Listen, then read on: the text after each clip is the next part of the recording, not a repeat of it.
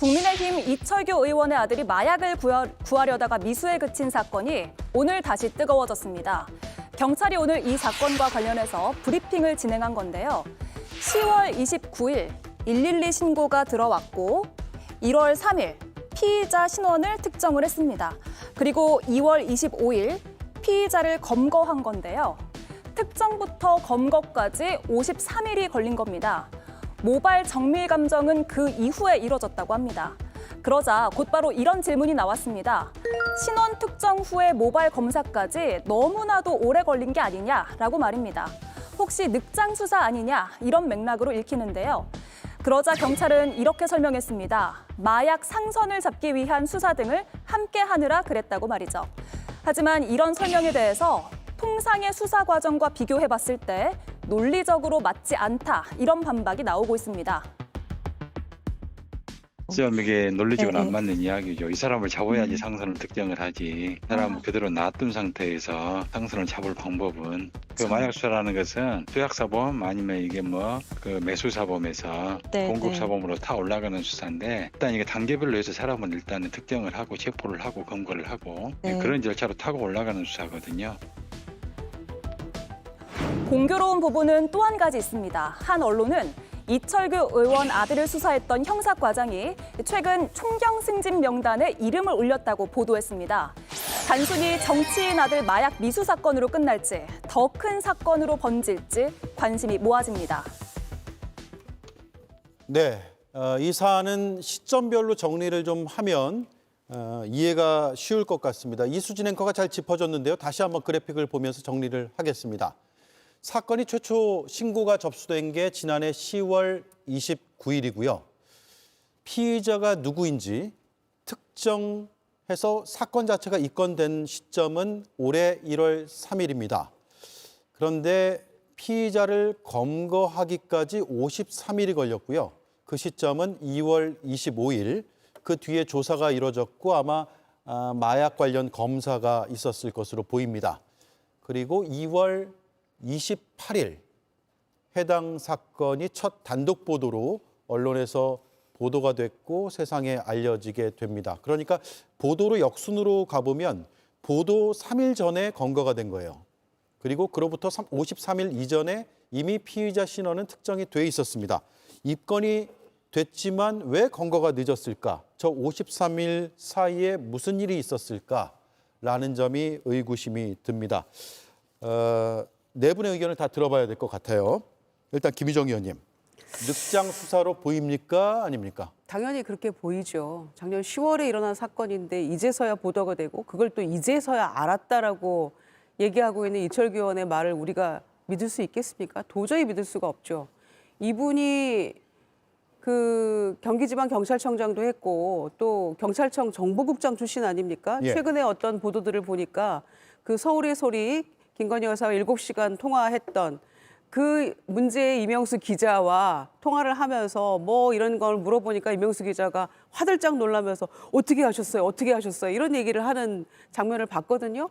그 정도로 정보에 능한 경찰 출신인데 다른 일도 아니고 자기 자식에 관한 일 아닙니까? 그리고 이번이 처음 있는 일도 아니지 않습니까? 예. 전력이 있는 아들 아닙니까? 그런데도 이걸 이제 알았다라고 저는 이거 납득이 안 되는 이야기라고 보고요. 이분이 그 디올백을 국가기록물이기 때문에 반환하는 게 국고 횡령이라고 주장했던 분 아닙니까? 그런 어처구니 없는 얘기도 눈 하나 깜짝 안 하고 했던 분인데 뭐 자식과 관련된 일이라고는 합니다마는 이렇게까지 몰랐다라고 발뺌할 수 있습니까? 그러면 왜 관련 그 경찰은 왜 승진하고 이럽니까? 그러니까 누가 들어도 납득할 수 있는 그 이야기를 해야 되지 않겠습니까? 예. 더군다나 2023년에 보니까 막 그 청소년들 마약 뭐 퇴치 관련한 캠페인에도 참여하고 뭐 간담회도 참여하면서 굉장히 주장했던 분인데 마약이 끊어야 된다 이랬던 분이고 이 정권이 또 마약과의 전쟁을 부르짖었던 그런 정권인데 민망하지 않습니까? 더군다나 이분이 신윤핵관 중에 윤핵관 아닙니까? 전반적으로 참 문제가 많았다라고 생각하고요. 이제 하나씩 둘씩 스멀스멀 다 올라오는구나. 그래서 권력이 참 비정한 거라고 할 수도 있겠네요. 예. 누구보다 이 사안에 대해서 당혹하고 안타까운 마음을 갖고 있는 사람이 저는 이철규 의원일 거라고 생각합니다. 세상 모든 일이 다 자기 뜻대로 되면 좋겠습니다만 흔히들 얘기하잖아요. 자식만큼 그 본인 뜻대로 되지 않는 일이 없더라. 예. 이 이철규 의원의 아들이 30대고요. 독립가정을 유지하고 있고 뭐 같이 생활하지도 않습니다. 그렇다면 그 아들이 이런 일에 연루됐다는 것을 아들이 얘기하지 않는 이상 아버지가 쉽게 알 수는 없었다고 생각합니다. 이런 그 좋지 않은 일에 대해서 자식된 도리로서 아버지에게 가능한 숨기고 싶을 때까지는 숨기려고 하는 게 그 아들의 마음 아니었을까 생각이 들어요. 그래서 이 이철규 의원의 아들과 관련한 대마 의혹 문제는 이렇게 우리가 크게 논란이 될 만한 이렇게 이야기를 나눌 만한 주제는 아니라고 생각합니다.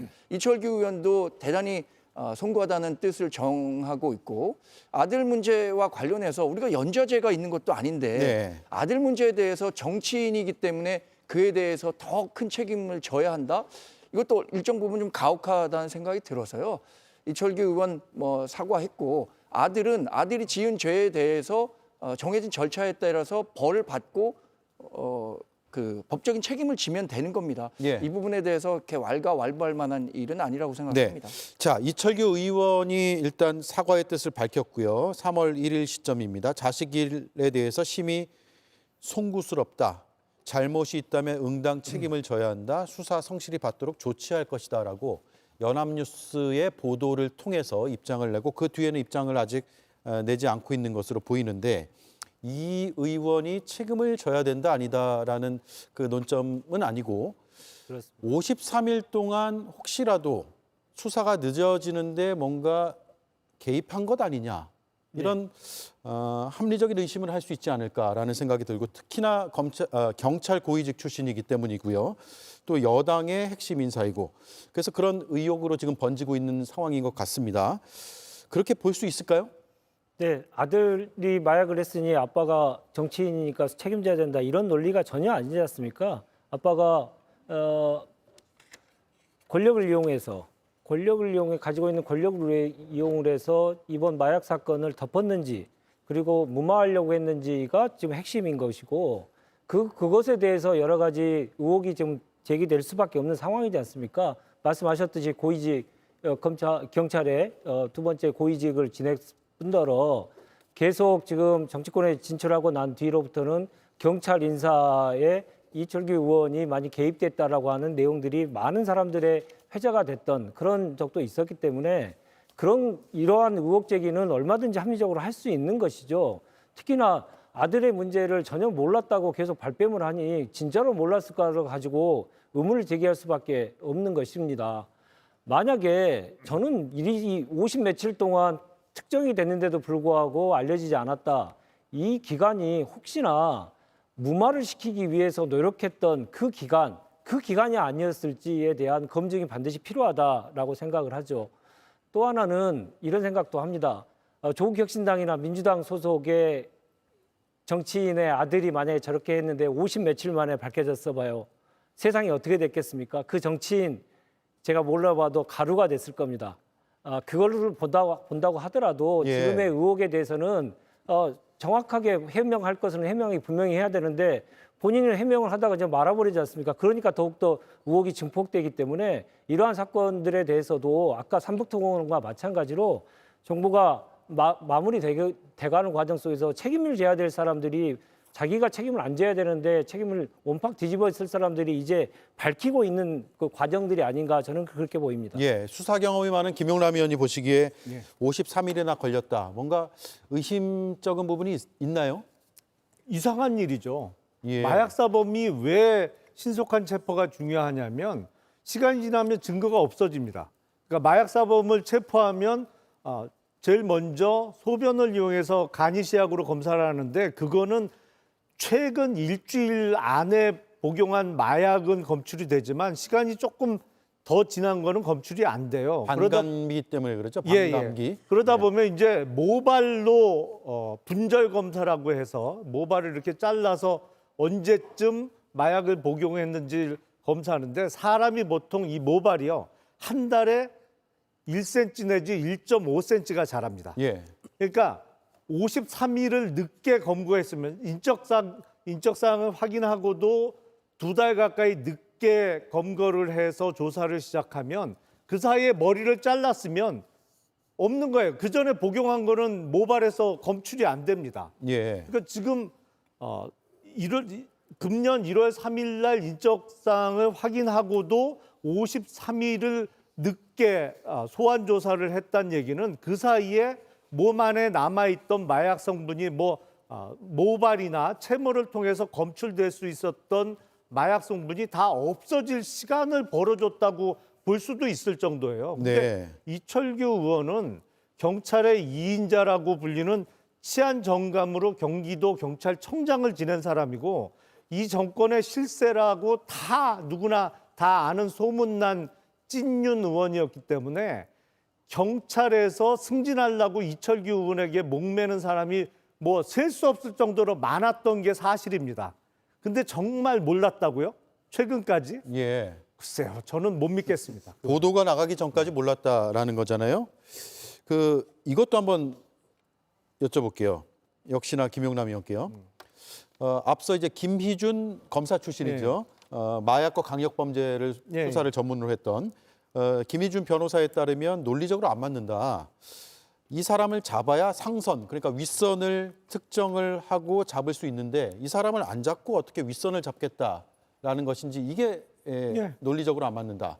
통상적으로 이제 수사 기법과 다르다 이런 얘기거든요. 그건 당연한 거죠. 그러니까 예. 예를 들어서 금년 1월 3일 날 인적 사항이 확인이 됐어요. 이름은 이준 땡이고 누구 아들이다. 어디 사는 누구다. 다 확인이 됐어요. 확인했다고 상선이 드러나나요? 그런 게 아니잖아요. 그 사람을 검거해 와서 빨리 그 사람 마약 복용과 관련한 증거를 확보하고 모발과 채모 채취해서 언제쯤 복용한 게 이렇게 그 시기를 거의 특정할 수가 있거든요. 그러면 그 증거를 빨리 확보하고 그 증거를 확보한 이후에 추궁을 통해서 약간의 그 수사기관 내지는 재판 과정에서의 선처를 해줄 듯한 하면서 이제 그거를 공적을 쌓는다고 하는데 실무적으로는 공적을 쌓아라. 그러니까 너한테 마약을 마약을 전달한 상선에 대해서 자백하라고 하면서 이제 위로 올라가는 수사를 하는 것이거든요. 그러니까 예. 김희준 변호사의 말이 사실입니다. 그러니까 체포를 안 하고 상선을 파악하려고 시간이 걸렸다. 그건 정말 수사의 ABC하고 맞지 않는 말도 안 되는 엉터리 얘기입니다. 그건. 예. 마약 수사라는 게 투약사범, 매수사범, 공급사범 이런 식으로 이렇게 타고 올라가면서 그렇죠. 위로 수사를 올라가죠. 하는데 예.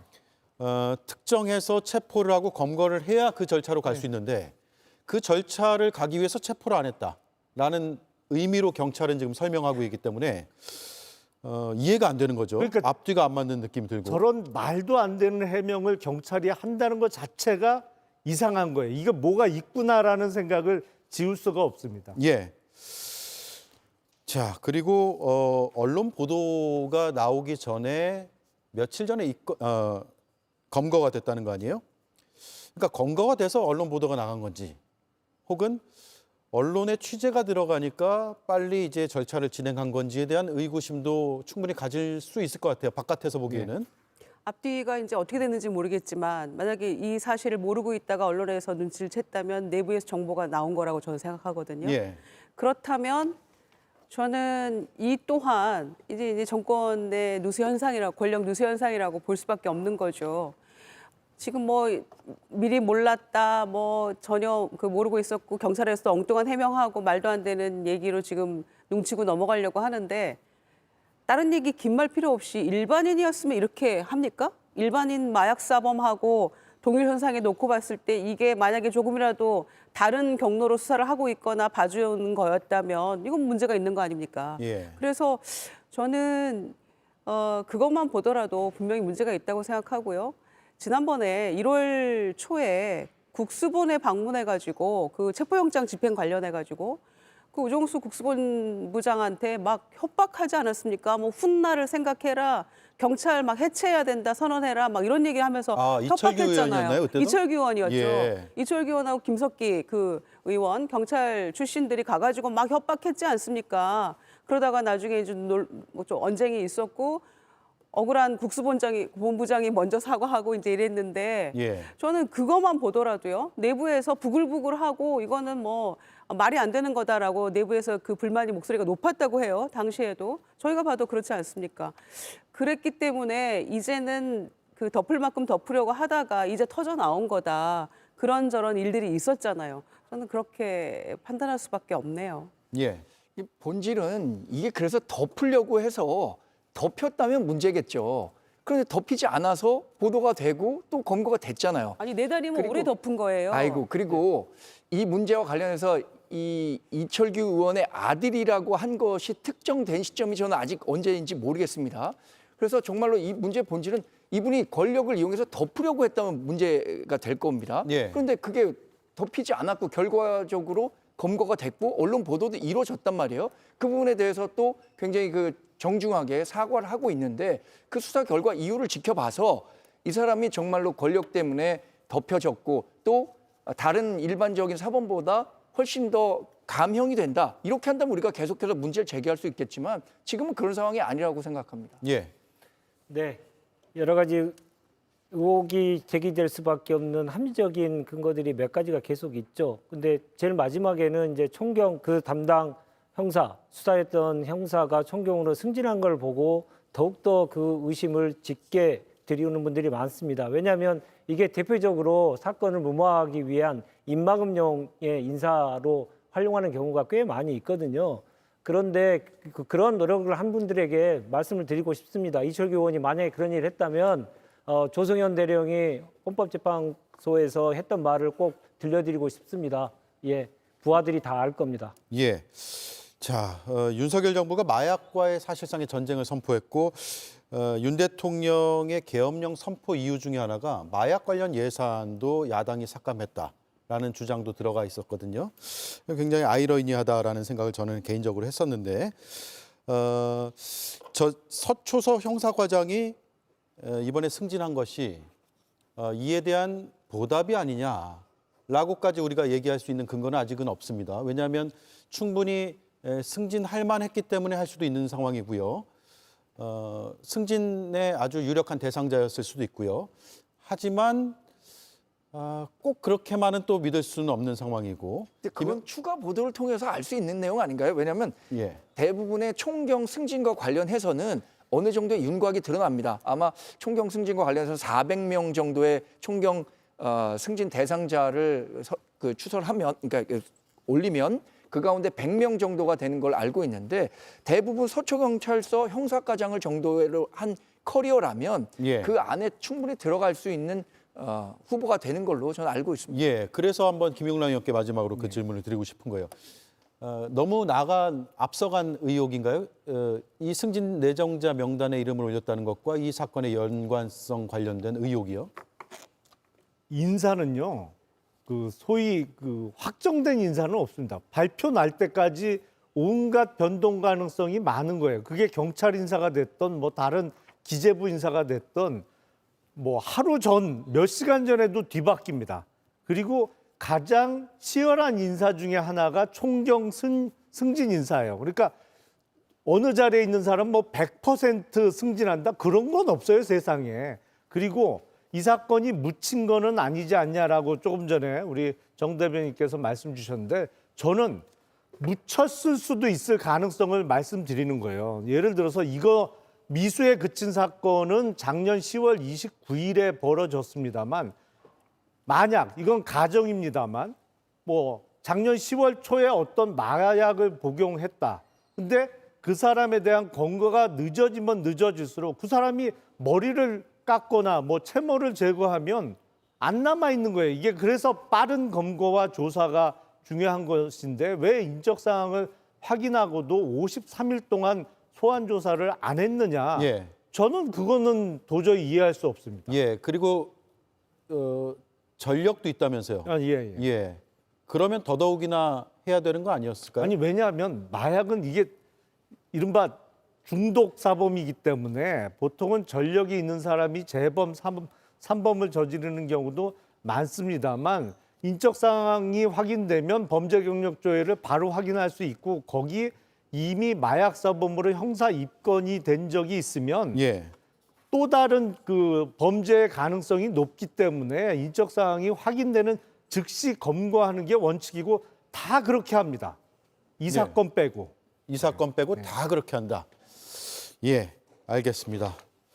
어느 정도 뭐 시청자들께서 판단하실 수 있는 이야기들이 많이 나온 것 같습니다. 물론 이철규 의원의 입장은 아직까지 제가 지금도 확인 중인데요. 페이스북이나 이런 입장은 아직 안 나온 것으로 보여서요. 추후에 나오면 방송 뒤에 다음 방송에서 전해드리도록 하죠. 자, 네 분 말씀 잘 들었습니다. 고맙습니다.